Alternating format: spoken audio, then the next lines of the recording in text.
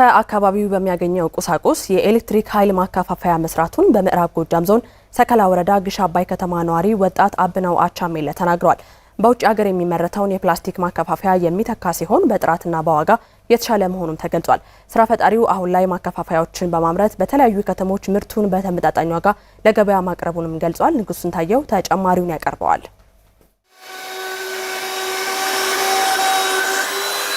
የተወለደው በምዕራብ ጎጃም ዞን ሰከላ ወረዳ ልዩ ቦታው ወንበታ ቀበሌ ነው። ወጣት አብነው አቻሜለ ገና ከልጅነቱ ጀምሮ ከትምህርቱ ጎን ለጎን የፈጠራ ስራዎችን ሲሰራ ቆይቷል። በተለይ የአንደኛ ደረጃ ትምህርቱን አጠናቆ ወደ ግሽ አባይ ሁለተኛ ደረጃ ትምህርት ቤት ሲያደርግ የወዳደቁ የኤሌክትሪክ እቃዎችን በመጠገን የፈጠራ ስራን ለመጀመር ምክንያት እንደሆነው ይገልጻል። ስራውን በጥገና ሀብሎ የጀመረው ወጣት አብነው ያገለገሉ የፕላስቲክ እቃዎችን በተለምዶ ኪቶ ጫማ ተብለው የሚጠሩ እቃዎችን በመሰብሰብ ለኮምፒውተርና ሌሎች የኤሌክትሪክ እቃዎች የመብራት ማከፋፈያነት የሚያገለግሉ ዲቫይደሮችን መስራት መቻሉን ተናግሯል። ወደዚህ ስራ ከመግባቴ በፊት ጥገና ነገሮች ሞክር ነበር። ቻርጀር እንደዚህም ደግሞ በዚሁ መልክ ከኪቶ ጫማ ሶል ዲቫይደር ስራ ነበረኝ። ከዛ በኋላ ነው እሱ ማቴሪያሎች ምቹ ስላልሆኑ በአቅራቢያ ላይ በማገኛቸው ማቴሪያሎች ወደ ጣውላ ቀይሬ ሰርቻለሁ። ወጣት አብነው ከፈጠራ ስራው በተጓዳኝ በወላይታ ሶዶ ዩኒቨርሲቲ በስፖርት ሳይንስ የመጀመሪያ ዲግሪውን ማጠናቀቁን ነግሮናል። የፈጠራ ባለቤቱ በተመረቀበት የስራ ዘርፍ ላይ በስራ ፍለጋ ጊዜውን ማቃጠል አልፈለገም። ይልቁንም የፈጠራ ስራውን በማጠናከር ወደ ገቢ ምንጭነት መቀየር መቻሉን የተናገረው ስራውን የጀመሩት ከዛ በፊት ነው፣ ዩኒቨርሲቲ ከመግባቴ በፊት።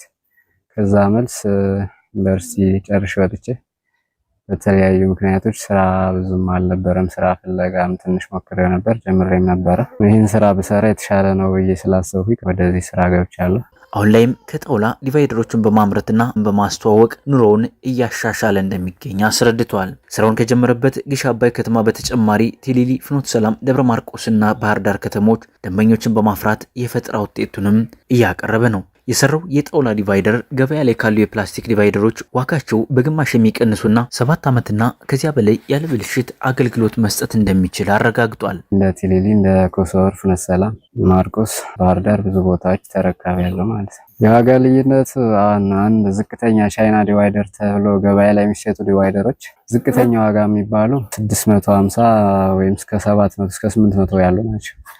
እኔ ግን ትንሽ ማቴሪያል ስለጨመረ ወደ 350 እና 400 ከፍ አድርጌዋለሁ እንጂ በ150 እና በ200 አቀርብ ነበር። ያው ልዩነቱ አንደኛ አይሰፋም፣ አይቀልጥም።